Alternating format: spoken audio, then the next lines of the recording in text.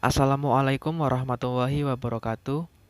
Perkenalkan, kami dari kelompok 8 dengan anggota Aulia Arbacinta Ramadhani, Hafiz Ibnu Hajar, dan Satrio Agung Pamungkas akan menjelaskan materi tentang politik dan strategi. Pengertian politik. Politik berasal dari bahasa Yunani, yaitu polistaia.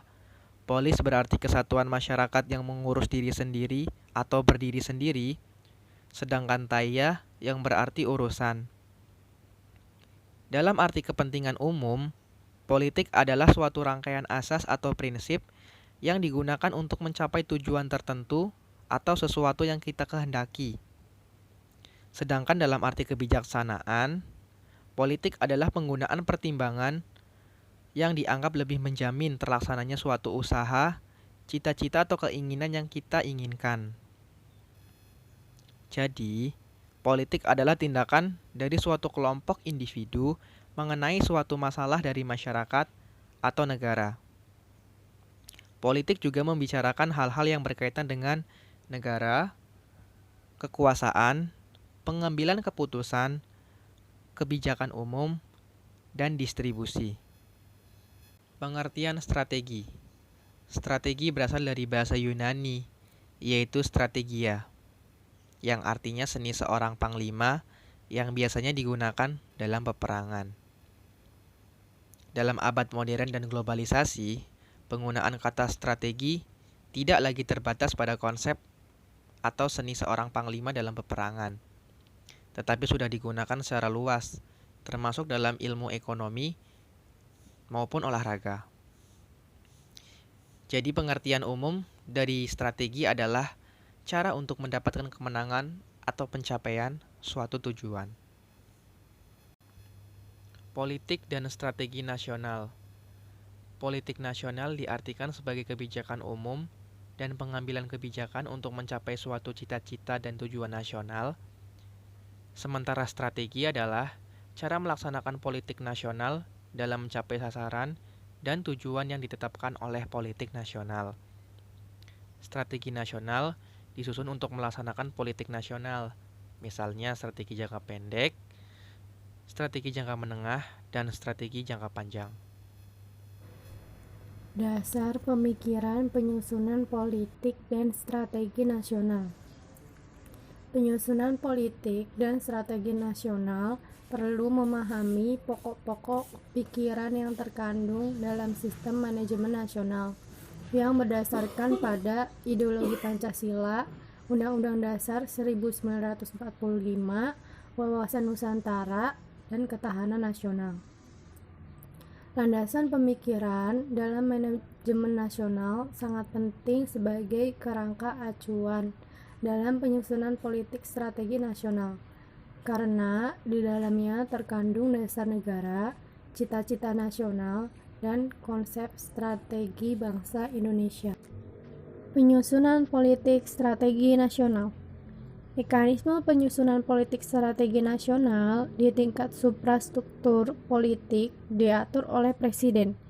Dalam hal ini, Presiden bukan lagi sebagai mandataris MPR sejak pemilihan Presiden secara langsung oleh rakyat pada tahun 2004. Karena Presiden dipilih langsung oleh rakyat, maka dalam menjalankan pemerintahan berpegang pada visi dan misi Presiden yang disampaikan pada waktu sidang MPR setelah pelantikan dan pengambilan sumpah janji Presiden atau Wakil Presiden.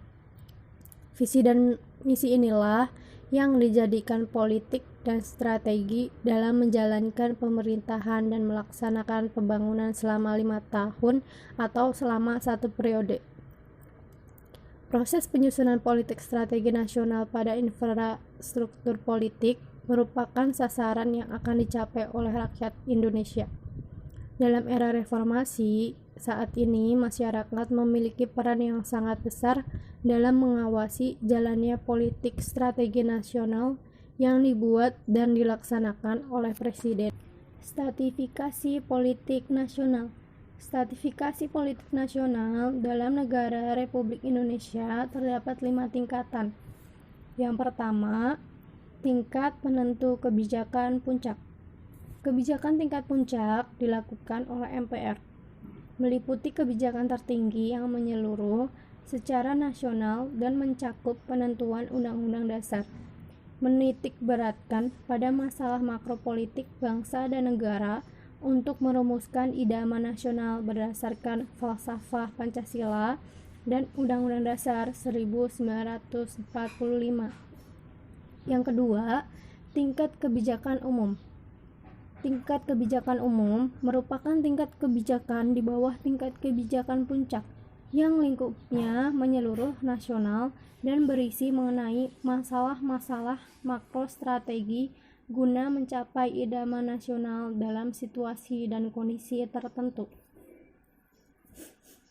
Yang ketiga, tingkat penentu kebijakan khusus merupakan kebijakan terhadap suatu bidang utama pemerintah. Kebijakan ini adalah penjabaran kebijakan umum guna merumuskan strategi, administrasi, sistem, dan prosedur dalam bidang tersebut.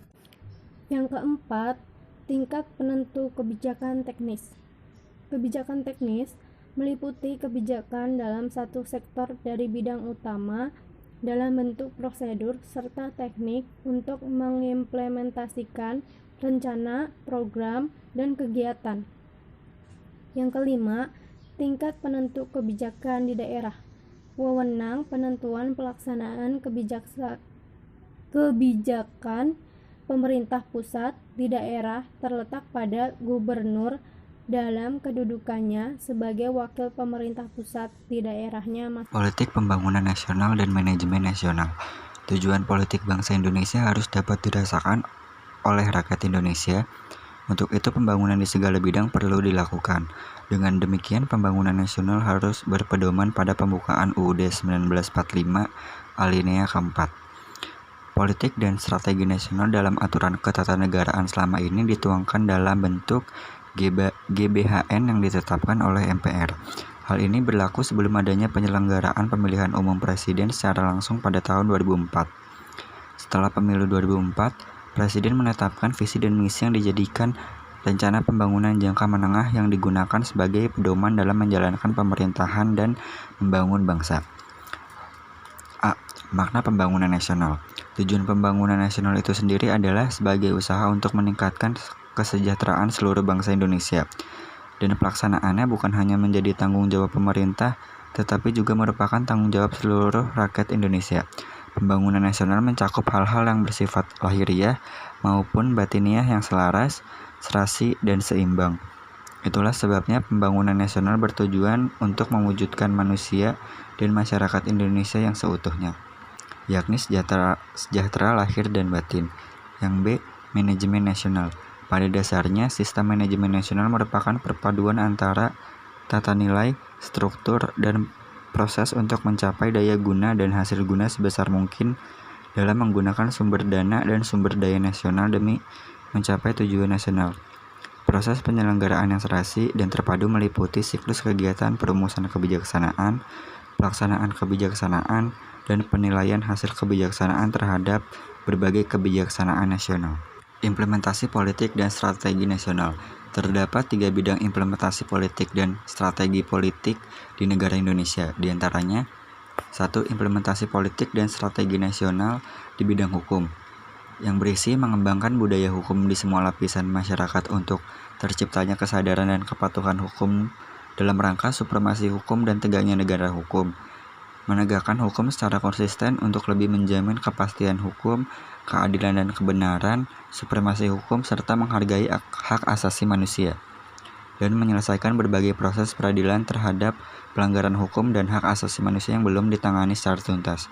Yang kedua, implementasi politik dan strategi nasional di bidang ekonomi, yang berisi mengembangkan persaingan yang sehat dan adil serta menghindarkan terjadinya struktur pasar monopolistik dan berbagai struktur pasar distortif yang merugikan masyarakat, mengembangkan pasar modal yang sehat, transparan, efisien, dan meningkatkan penerapan peraturan perundang-undangan sesuai dengan standar internasional dan diawasi oleh lembaga independen, dan mengoptimalkan penggunaan pinjaman luar negeri pemerintah untuk kegiatan ekonomi produktif yang dilaksanakan secara transparan, efektif, dan efisien, mekanisme dan prosedur peminjaman luar negeri harus dengan persetujuan Dewan Perwakilan Rakyat dan diatur dengan undang-undang.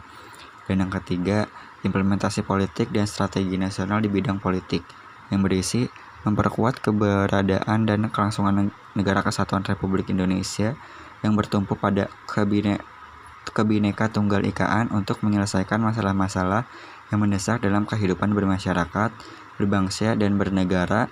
Perlu upaya rekonsiliasi nasional yang diatur dengan undang-undang. Menyempurnakan Undang-Undang Dasar 1945 sejalan dengan perkembangan kebutuhan bangsa, dinamika dan tuntutan reformasi. Dengan demikian memelihara kesatuan dan persatuan bangsa, serta sesuai dengan jiwa dan semangat pembukaan Undang-Undang Dasar 1945, dan mengembangkan sistem politik nasional yang berkedudukan rakyat demokratis dan terbuka, mengembangkan kehidupan kepartaian yang menghormati keberagaman aspirasi politik, serta mengembangkan sistem penyelenggaraan pemilu yang demokratis dengan menyempurnakan berbagai peraturan perundang-undangan di bidang politik. Demikianlah beberapa hal yang bisa kami sampaikan. Sebelumnya kami mohon maaf yang sebesar-besarnya kepada ibu dosen dan teman-teman sekalian apabila di dalam penyampaian tadi mungkin ada kesalahan kata. Terima kasih atas perhatiannya, kurang lebihnya mohon maaf.